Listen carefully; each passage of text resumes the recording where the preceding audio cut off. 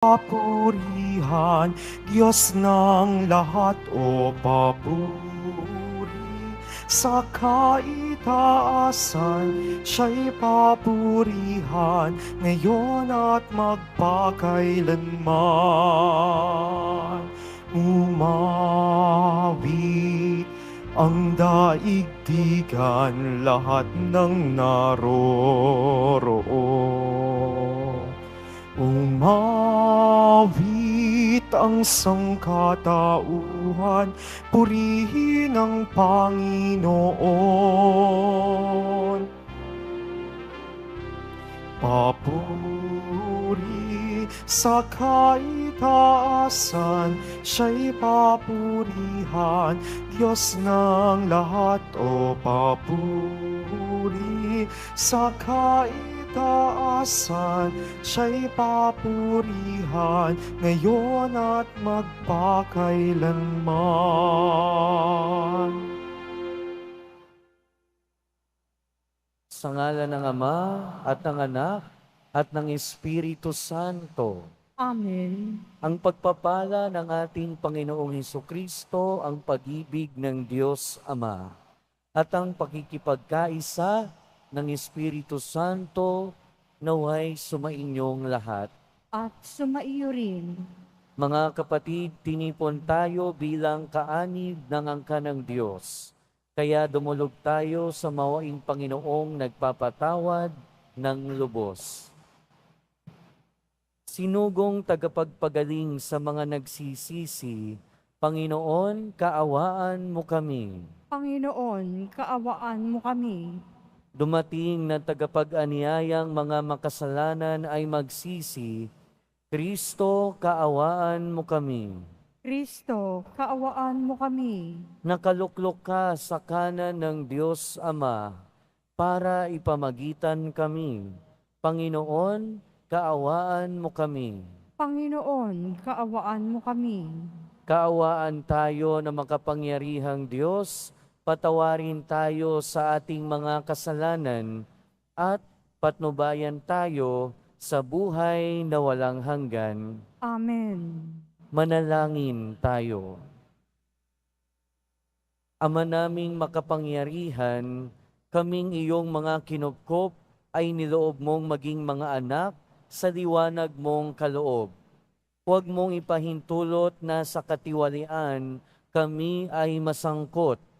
Panatilihin mo kaming nagliliwanag sa iyong katapatang lubos na sumisikat sa pamamagitan ni Hesukristo, kasama ng Espiritu Santo, magpasawalang hanggan. Amen. Magsiupo muna po ang lahat. Pagbasa mula sa aklat ni Propeta Amos. Ito ang sabi ng Panginoon, nagkasalang paulit-ulit ang mga taga-Israel. Sila'y tiyak na parurusahan ko, sapagkat dahil sa suhol, pinarusahan nila ang mga walang sala at pinagbiling alipin ang di makabayad. Niyuyurakan nila ang mga walang kaya at pinagtutulakan ang mahihirap. Nakikipagtalik ang mag-ama sa iisang babaeng nagbibili ng aliw, ano pamat nalalapastangan ang aking banal na pangalan. Inihigaan nila sa tabi na alinmang dambana ang balabal na sangla ng isang may utang. Sa templo ng kanilang Diyos ay nagiinuman sila ng alak na binili ng salaping inagaw sa mga dukha. Nagawa pa nila ito sa akin matapos kong lipulin ang mga Amoreo, mga taong sintatangkad ng punong sedro at singtitigas ng punong ensina na pinuksa kong lahat alang-alang sa kanila. Inilabas ko kayo mula sa Ehipto, pinatnubayan sa ilang sa loob ng 40 taon at ibinigay sa inyo ang lupain ng mga Amoreo. Kaya pinahihirapan ko kayo gaya ng kariton na di malakalakad sa bigat ng dala. Hindi makatatakas ang matutuling tumakbo. Manghihina pati ang matitipuno at di maililigtas ng mga kawal, maging ang kanilang sarili. Walang tatamaan ang mga manunudla, di makakaligtas ang muling tumakbo, at di rin makatatakas ang mga nakakabayo. Ang pinakamatapang na mandirigma ay hubad na tatakas sa araw na iyon. Ang Panginoon ang nagsabi nito. Ang salita ng Diyos. Salamat sa Diyos.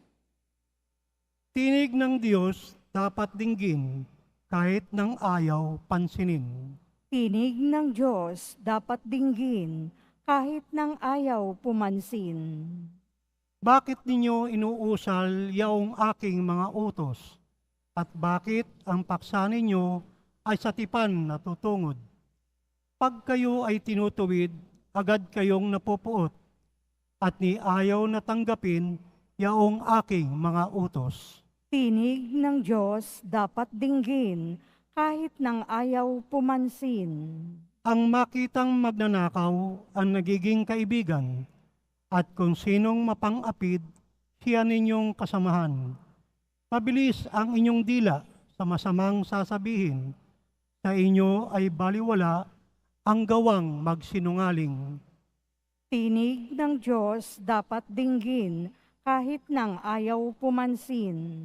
Handa ninyong paratangan maging tunay na kapatid, at kay daming kapintasang sa kanila'y nasisilip.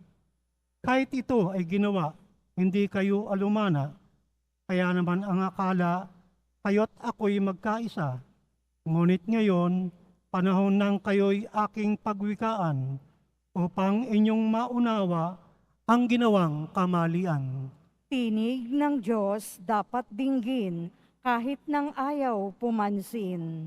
Kaya ngayoy dinggin ito, kayong ako'y hindi pansin. Kapag ako'y di dininig, kayo'y aking wawasakin. Wala kayong aasahan magliligtas sa hilahil. Ang parangal na nais ko na sa aking ihahain ay andog ng pasasalamat, pagpupuring walang maliw. Akin namang ililigtas ang lahat na masunurin. Tinig ng Diyos dapat dinggin kahit ng ayaw pumansin. Magsitayo na po ang lahat.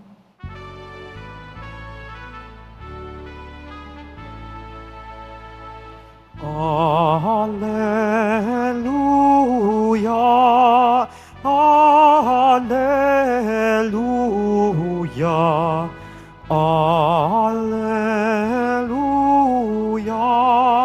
Alleluia. Dinggin ninyong lahat ngayon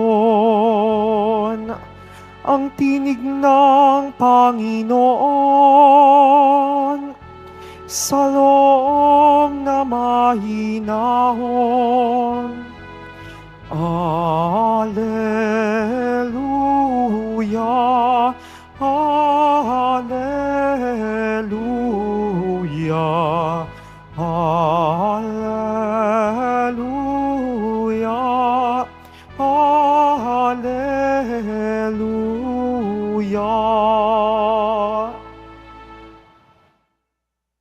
Sumainyo ang Panginoon. At sumaiyo rin. Ang mabuting balita ng Panginoon ayon kay San Mateo. Papuri sa iyo, Panginoon. Noong panahong iyon, nang makita ni Jesus ang makapal na tao sa kanyang paligid, iniutos niya sa mga kasama na maghandang tumawid sa ibayo. Nilapitan siya ng isang eskriba at sinabi sa kanya, "Guro, susunod po ako sa inyo saan man kayo pumaroon." Sumagot si Jesus, "May mga lungga ang mga asong gubat at may mga pugad ng mga ipon. Ngunit ang anak ng tao'y wala man lamang matutulugan o mapagpapahingahan." Isa naman sa mga alagad ang nagsabi sa kanya, "Panginoon, maaari po bang umuwi muna ako upang ipalibing ang aking ama. Ngunit sinabi sa kanya ni Jesus, sumunod ka sa akin at ipaubaya mo na sa mga patay ang paglilibing ng kanilang mga patay. Ang mabuting balita ng Panginoon. Pinupuri ka namin, Panginoong Hesukristo. Magsiupo muna po ang lahat. Welcome po sa Minor Basilica and National Shrine of Jesus Nazareno at magandang umaga po sa inyong lahat. Mga kapatid, sa ating ebanghelyo, narinig natin yung tungkol sa pagsunod sa ating Panginoon. At ang bagay na ito ay malamang pamilyar sa ating lahat. Pero again, pinapaalala sa atin, ano bang ibig sabihin ng pagsunod sa ating Panginoon? Alam nyo ba, yung mga unggoy, kapag hinuhuli yan, kumukuha yung mga nanguhuli ng bao, tapos bubutasan. And then lalagyan ng saging o di kaya ng mga nuts, ng mga mani doon sa loob. At pagka nilagay ng unggoy yung kamay niya doon sa loob, hindi na magkakasya yung kamay niya papalabas. Kaya ang nangyayari, nahuhuli na siya. Pero ang dapat niya lang naman talagang gawin ay bitawan para makalaya siya. Pero syempre, hindi niya gagawin yun dahil unggoy siya. Pero sa ating mga tao, lalong-lalo tayo mga Kristiyano, para magkaroon tayo ng kalayaan na tunay, kalayaang makasunod sa ating Panginoon, maraming mga bagay ang kailangan nating bitawan. Kasi yung mga bagay na yun yung pumipigil para makasunod tayo ng tuluyan sa ating Panginoon. Kadalasan, sa buhay ng ating Panginoong Jesucristo, maraming beses siya ang tumawag. Tinawag niya si Pedro para sumunod sa kanya, tinawag niya si Juan, si Santiago, si Bartolome. Pero sa ating pagbasa ngayon, narinig natin kung papaanong nagvo-volunteer ang isang eskriba at isang alagad para makasunod sa kanya. Ibig sabihin, ang pagtawag ng Panginoon ay hindi lamang biyaya, kundi responsibilidad at desisyon. Narinig natin sa Ebanghelyo ni San Marcos, sinabi doon ng Panginoon, hindi kayo ang pumili sa akin. Ako ang pumili sa inyo. Ibig sabihin, sa ating pagsunod sa ating Panginoong Jesucristo, hindi naman talaga sa atin ang galing yung desisyon na yon, pero siya ang pumili sa atin. But then, sinasabi ng ating pagbasa ngayon na hindi lang siya ang nagdesisyon na piliin tayo. Tayo din ang nagdedesisyon para sumunod sa Kanya. Katulad nung dalawang tao sa ating ebanghelyo. Na unang-una, ang pagsunod sa ating Panginoon ay desisyon. Desisyon na buong buo. At ang pagsunod sa Panginoon ay hindi lamang dala ng emosyon. Hindi lang dahil gusto natin ngayon, susunod tayo, bukas hindi na. Ang pagsunod sa Panginoon ay desisyon at commitment. At kadalasan, dito tayo nadadali. Minsan kasi madaling sumunod sa Panginoon kapag madali ang buhay natin. Minsan madaling sumunod sa Panginoon kapag masaya tayo.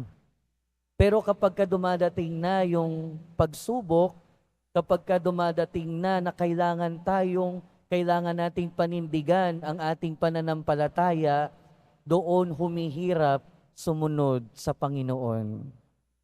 Dahil ang pagsunod sa Panginoon, bukod sa pagiging desisyon na buong buo, ang pagsunod din ay pakikinig. Pakikinig sa Panginoon. At pinapakita sa atin ng ating unang pagbasa ang kawalang pakinig ng bayan ng Israel. Ang Diyos, narinig natin sa ating unang pagbasa, sabi nga, di ba, God is a God of second chances. Sa kaso ng mga Israelita, sa ating unang pagbasa, paulit-ulit na silang pinagbibigyan ng Panginoon. Paulit-ulit na silang pinapatawad. Pero narinig natin, paulit-ulit silang nagkakasala, paulit-ulit na kung ano-ano ang ginagawa na kawalang katurungan sa kanilang kapwa. In other words, hindi na nakikinig sa Panginoon. At ano yung magiging bunga? Sila ay parurusahan ng Diyos. Pero ang totoo niyan, magkakaroon lang talaga ng bunga ang kanilang pagsuway. Hindi dahil sa gusto silang parusahan ng Diyos. Pakikinig. At minsan, mahirap makinig para sumunod sa ating Panginoon. At pangatlo, ang pagsunod sa Diyos ay pagbibigay ng ating buhay. Pagbibigay ng ating buhay. Ang pagsunod sa Diyos, hindi lamang dahil gusto natin o dahil maluwag sa atin, dahil convenient sa atin. Pero ang pagsunod sa Diyos ay pagbibigay buhay. At pag nagbibigay tayo ng buhay, may kailangan tayong iwan. At kadalasan, ang kailangan nating iwan ay yung mga masasamang gawain natin, yung mga kasalanan natin. Kaya kung susuriin natin sa buhay natin ngayon, katulad ng isang unggoy, ano kaya yung mga bagay na mahirap nating bitawan? Ano kaya yung mga bagay na mahirap iwan para tuluyan nating sundan ang ating Panginoon? At aaminin natin, hindi lahat ng bagay madaling bitawan. Dahil hindi lahat ng kasalanan madaling iwan. Maraming pagkakataon, mas gusto nating hawakan na lang ang mga bagay na nagbibigay sa atin ng kasiyahan. Maraming pagkakataon, mas gusto nating hawakan yung mga bagay na pumipigil sa atin para sundin ang Panginoon. Pero pinapaalalahanan tayo ngayong araw dahil tayo ay tinawag ng ating Panginoon para sundan siya. Pero hindi doon natatapos yun dahil meron tayong responsibilidad at desisyon na sundan siya. At sa ating pagdedesisyon na sundan ang ating Panginoon, magdesisyon din tayo na makinig sa kanyang mga utos. At habang nakikinig tayo at sinusunod ang kanyang utos, pagtiisan natin, pagtiyagaan natin, na bitawan ang mga bagay na pumipigil sa atin. Nang sa gayon, magkaroon tayo ng buo at tunay na kalayaan para sundin ang ating Panginoon. Amen. Magsitayo na po ang lahat.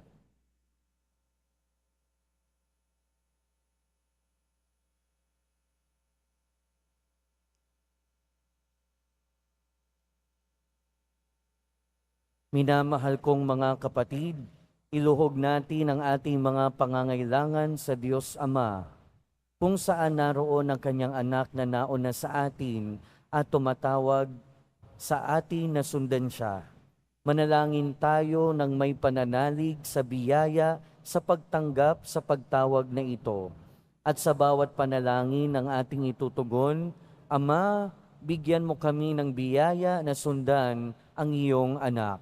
Ama, bigyan mo kami ng biyaya na sundan ang iyong anak. Ang mga pinuno ng simbahan at yaong mga nagpapahayag ng salita ng Diyos naway maging masigasig sa kanilang pagsunod kay Kristo. Manalangin tayo. Ama, bigyan mo kami ng biyaya na sundan ang iyong anak. Ang ating komunidad sa araw-araw naway mapanibago sa pananampalataya sa salita ng Diyos na tumatawag sa atin sa isang mabuting buhay. Manalangin tayo. Ama, Ama, bigyan mo kami ng biyaya na sundan ng iyong anak. Yaong mga nawala ng pag-asa dahil sa mga pagkakasala, naway mapagtanto na kasakasama natin si Kristo, ang ating pinuno at pinapasa ng ating mga suliranin. Manalangin tayo.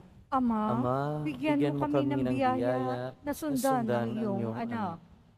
Yaong mga pinahina ng pagkakasakit at karamdaman, naway mapanatag sa kasiyahan ng Diyos, dulot ng kalinga at pagtulong ng kanilang mga kapamilya. Manalangin tayo. Ama, Ama, bigyan mo kami ng biyaya na sundan ang iyong anak. Yaong mga namayapa, naway makasunod kay Kristo at makapasok sa walang katapusang presensya ng Diyos sa langit. Manalangin tayo.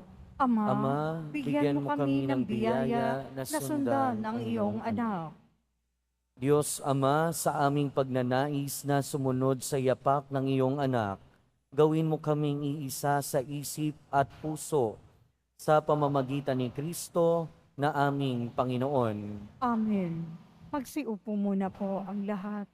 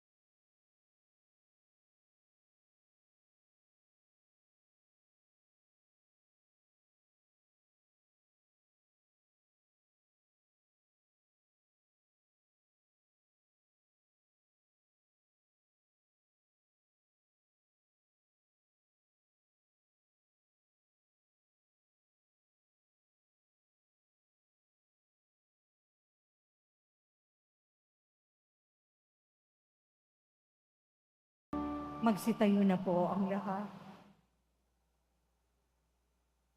Manalangin kayo mga kapatid upang ang paghahain natin ay kalugdan ng Diyos Amang makapangyarihan. Tanggapin nawa ng Panginoon itong paghahain sa iyong mga kamay, sa kapurihan niya at karangalan, sa ating kapakinabangan at sa buong sambayanan niyang banal.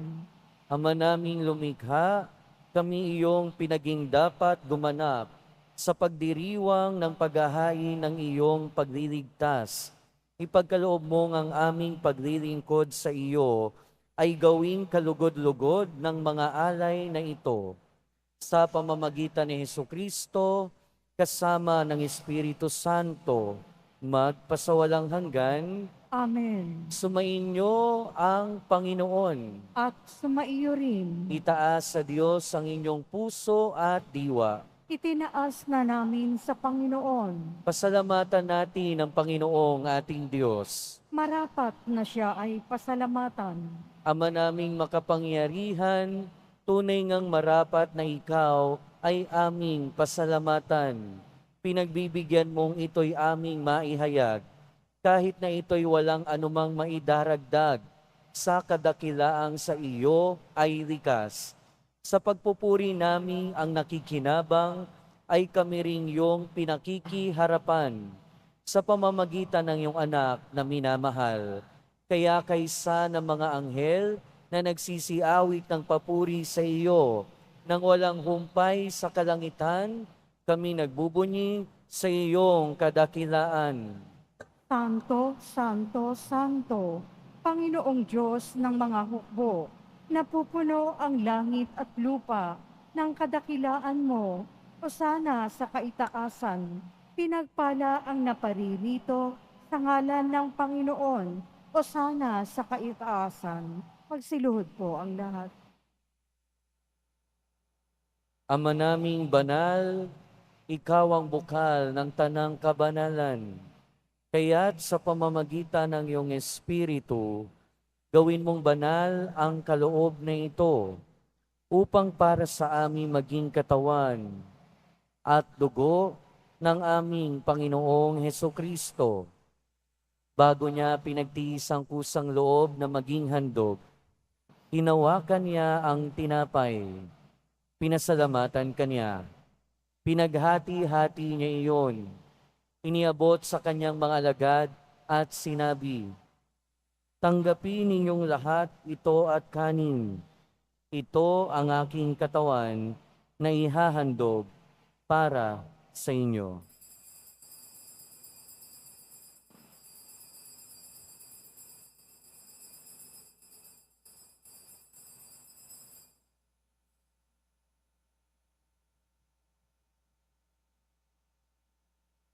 Gayun din naman noong matapos ang hapunan, hinawakan niya ang kalis, muli kanyang pinasalamatan. Iniabot niya ang kalis sa kanyang mga alagad at sinabi, "Tanggapin ninyong lahat ito at inumin. Ito ang kalis ng aking dugo, ng bago at walang hanggang tipan. Ang aking dugo na ibubuhos para sa inyo at para sa lahat, sa ikapagpapatawad ng mga kasalanan. Gawin ninyo ito sa pag-alala sa akin."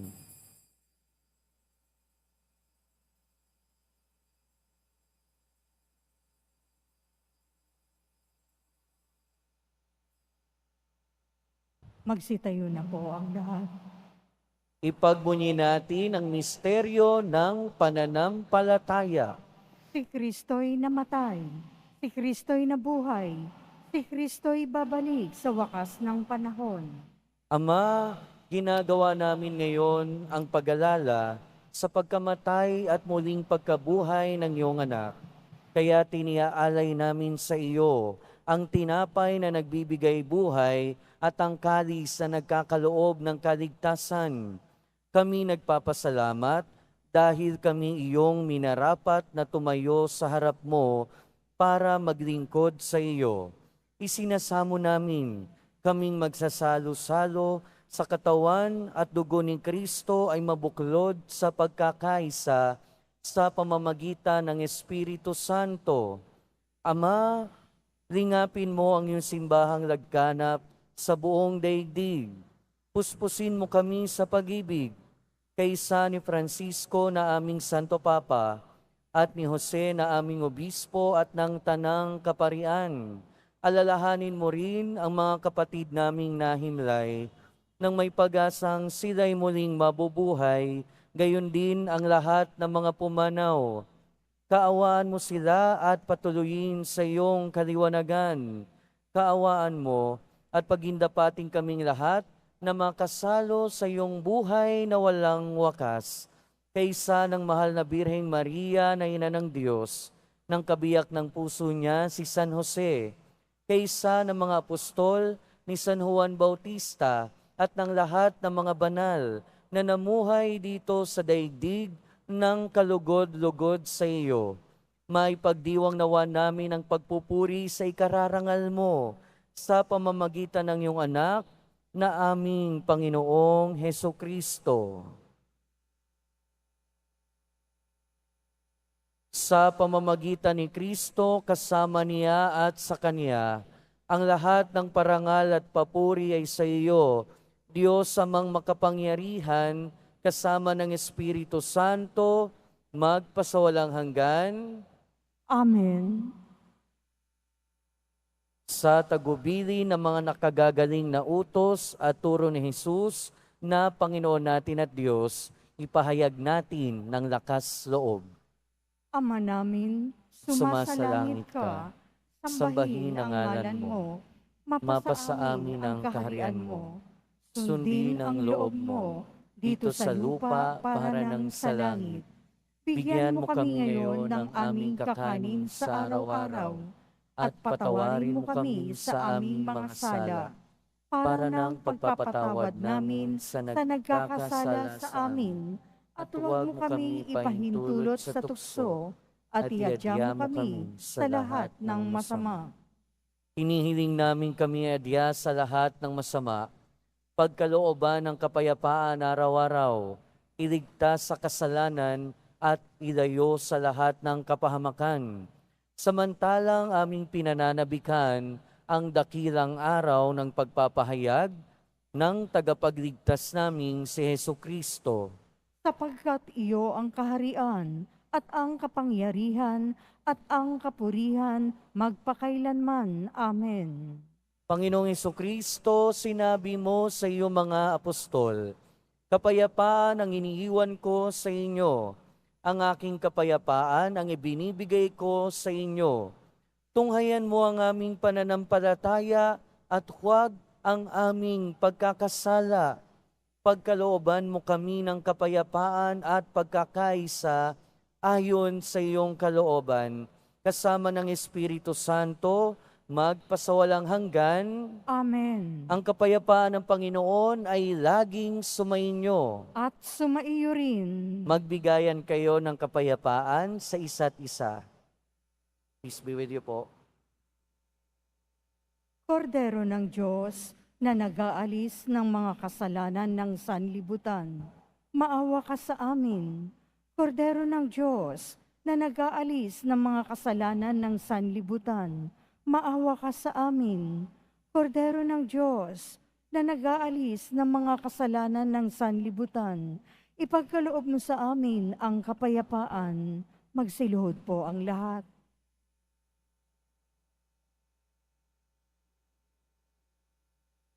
Ito ang kordero ng Diyos. Ito ang nag-aalis ng kasalanan ng sanlibutan.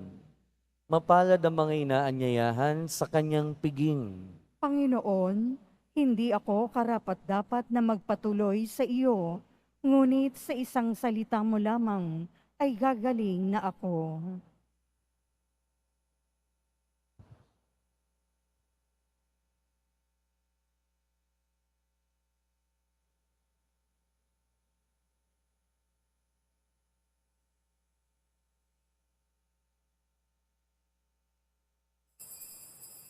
Para po sa lahat ng tatanggap ng banal na komunyon, sasagot po tayo ng Amen.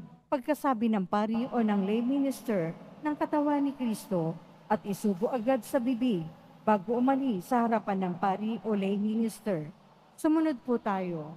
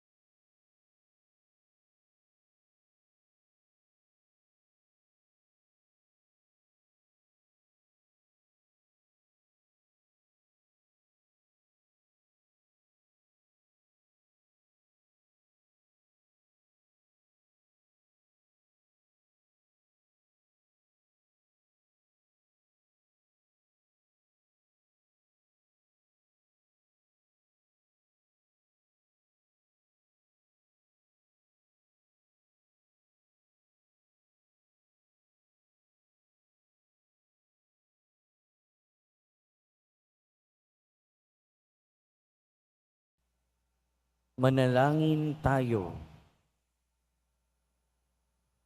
Ama naming mapagmahal, buhayin nawa kami ng aming inihain at pinagsaluhan, upang kaming pinagbuklod sa pag-ibig mo, kailanman ay magkaroon ng bungang lagi naming maiaalay. Sa pamamagitan ni Hesukristo, kasama ng Espiritu Santo, magpasawalang hanggan. Amen. Sumainyo ang Panginoon. At sumaiyo rin. Mahal na poong Hesus Nazareno, inihayag mo sa pamamagitan ng krus ang walang maliw na pag-ibig ng Diyos sa sangkatauhan. Pakinggan mo ang kahilingan ng iyong angkan na nagsusumamo sa iyo. Makamtanawa nila ang iyong katugunan at tanggapin ang kasagutan na may utang na loob na tinatanaw. Basbasan din po ninyo ang mga daladala nilang mga imahen at dasalan. Sa pamamagitan ng bendisyon na ito, naway maalala nila ang mga pangako nila noon sa binyag, na ikaw lang ang kanilang iibigin at paglilingkuran. Bilang Panginoon, magpasawalang hanggan. Amen. At pagpalain kayo na makapangyarihang Diyos, ng Ama at ng Anak at ng Espiritu Santo. Amen. Humayo kayong taglayang kapayapaan ng poong Hesus Nazareno. Salamat sa Diyos.